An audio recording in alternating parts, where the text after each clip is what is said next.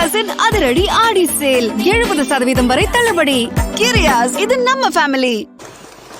மாண்புமிகு பொதுப்பணித்துறை அமைச்சர் அவர்கள்.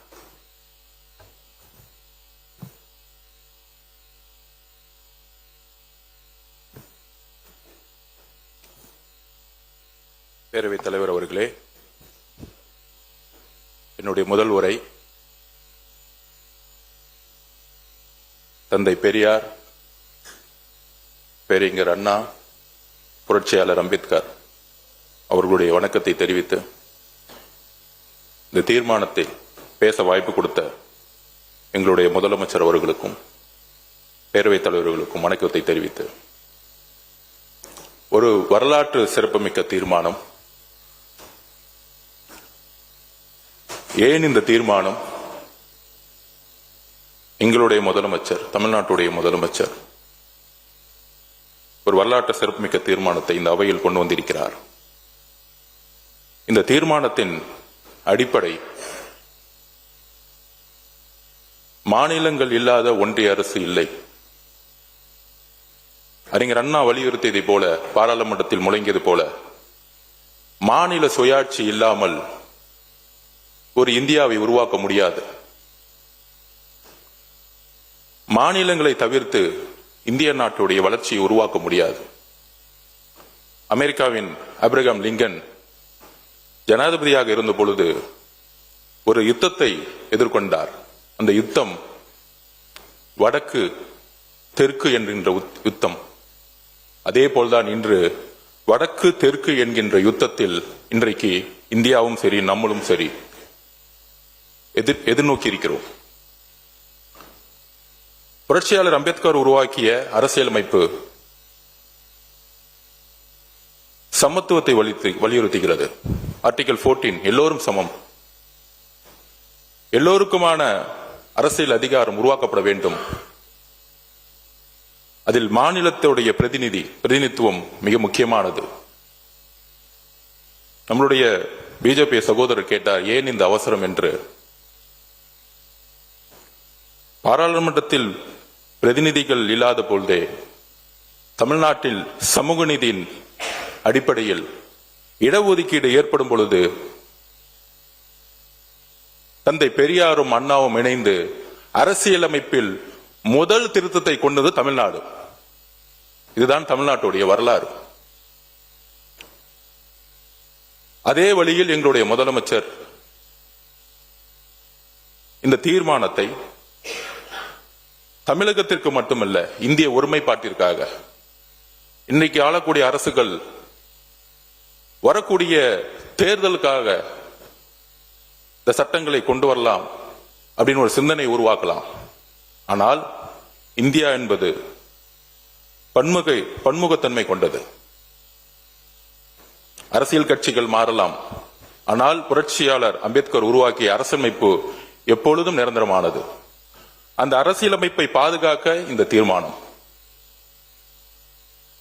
இதில் திராவிட முன்னேற்ற கழகத்திற்கோ நன்றி சொல்லுகிறோம், எதிர்க்கட்சி தலைவர் அவர்களுக்கு. அரசியல் ரீதியாக நாம் மாறுபட்ட கருத்துக்கள் இருக்கலாம், ஆனால் அண்ணா உருவாக்கிய கொள்கை திராவிட முன்னேற்ற கழகத்திற்கு மட்டும் உருவாக்கவில்லை, தமிழ்நாட்டிற்காகவும் இந்தியாவுக்காகவும் உருவாக்கிய கொள்கை. அந்த கொள்கை வழியில் வந்தவர்கள் நாங்கள், எங்களுடைய முதலமைச்சரும். அந்த கொள்கையில் தமிழக வெற்றி கழகம் மட்டுமல்ல, திராவிட முன்னேற்ற கழகம் மட்டுமல்ல, அண்ணா திராவிட முன்னேற்ற கழகம், புரட்சி தலைவரால் உருவாக்கப்பட்ட எம்ஜிஆர் அவர்களும், புரட்சி தலைவர் அம்மா அவர்கள் தன் இறுதி மூச்சு வரை மாநில சுயாட்சிக்காகவும், கலைஞர் அவர்கள் மாநில சுயாட்சிக்காகவும் இதே அவையில், இதே தமிழ்நாட்டில் அரசியல் கருத்துக்களும் வேறுபாடுகள் இருந்தாலும் உயிர் உள்ளவரை, உயிர் மூச்சு உள்ளவரை மாநில சுயாட்சிக்காக குரல் கொடுத்தவர்கள். இந்த தீர்மானத்தில் மிக முக்கிய பிரச்சனை, மாநில சுயாட்சியை நாம் இழப்போம். அண்ணா அன்னைக்கே முழங்கினார், வடக்கு வாழ்கிறது, தெற்கு தேய்கிறது. இன்றைக்கு வரைக்கும் அந்த பிரச்சனை இருந்து கொண்டுதான் இருக்கிறது. நாம் பாராளுமன்ற தேர்தலில் 40க்கு 40 புதுச்சேரி உட்பட வெற்றி பெறுவோம். நமது பாராளுமன்ற உறுப்பினர்கள் தமிழ்நாட்டுக்கு எதிரான அனைத்து சட்டங்களுக்கு எதிராக குரல் கொடுத்துக் கொண்டிருக்கிறார்கள். அது நீட்டாக இருக்கட்டும், ஜிஎஸ்டியா இருக்கட்டும், சிஏவா இருக்கட்டும். ஆனால் கடந்த 10 வருடங்களாக நமக்கான சட்டங்கள் நமக்கு எதிராக தான் இருந்துட்டு இருக்கு. கடைசி வாய்ப்பாக 543 என்று நமக்கான ஒரு ஃப்ரீஸ் செய்யப்பட்ட, கடைசியாக 2001 ஃப்ரீஸ் செய்யப்பட்ட ஒரு பாராளுமன்ற உறுப்பினர்களின் எண்ணிக்கை மாறுபடும் பொழுது நமக்கான குரலும் நமக்கான உரிமையும் பறிக்கப்படும். வரலாறு பத்தி பேசலாம்னு நினைச்சேன். நம்மளுடைய மாண்புமிகு சகோதரர் வன்னியரசு அவர்கள் எல்லாத்தையும் பேசிட்டாரு. பாரத பிரதமர்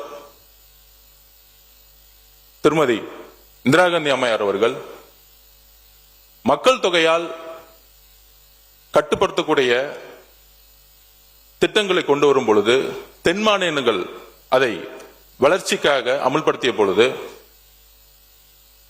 மக்கள் தொகையின் அடிப்படையில் பாராளுமன்றத்தின் விகிதாச்சாரம் நிர்ணயிக்கப்பட்டால் நாளைக்கு இந்தியா சமத்துவத்தை இழந்துவிடும் என்கின்ற சட்டத்தை கொண்டு வந்தார். அதன் வழியில் திரு வாஜ்பாய் அவர்கள் 2001 மக்கள் தொகை கணக்கெடுப்பின்படி அப்பொழுதும் சட்டத்தை நிறைவேற்றி 25 வருடங்களுக்கு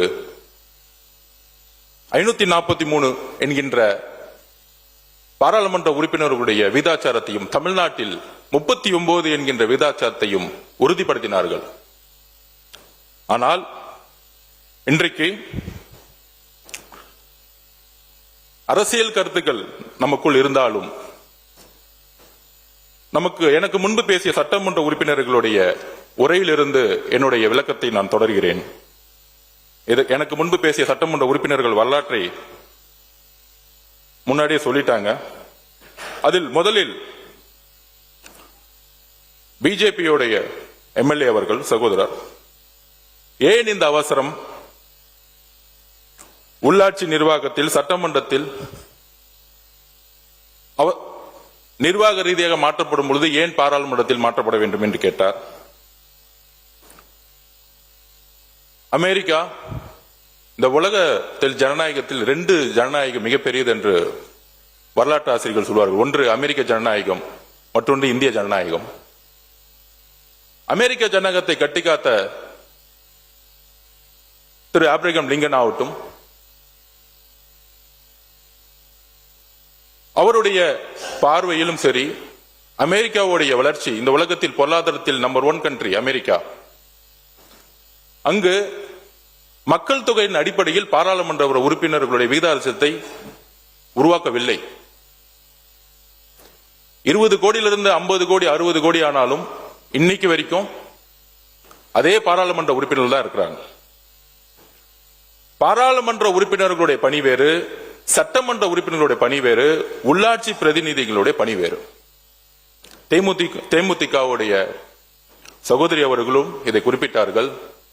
50% இன்கிரீஸ் ஆகும் பொழுது நமக்கு பலன் தானே அப்படின்னு. கிடையாது. 5-6 வட மாநிலங்கள் சேர்ந்தால் ஒரு பிரதம மந்திரியை உருவாக்க முடியும் என்கின்ற நிலை இன்றைய வரையும் இருந்துட்டு இருக்கு. அதை மாற்றப்பட வேண்டும்.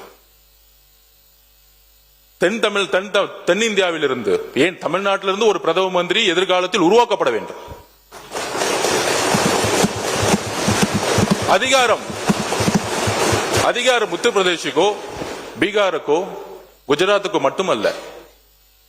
நம்மளுடைய குரல் சட்டமன்றத்தில் ஒலித்தது போல ஒரு நாள் பாராளுமன்றத்தில் ஒரு பிரதம மந்திரியாக ஒலிக்க வேண்டும். இதற்குதான் இந்த தீர்மானம். கிரியாஸின் அதிரடி ஆடி சேல் 70% வரை தள்ளுபடி. கிரியாஸ், இது நம்ம ஃபேமிலி.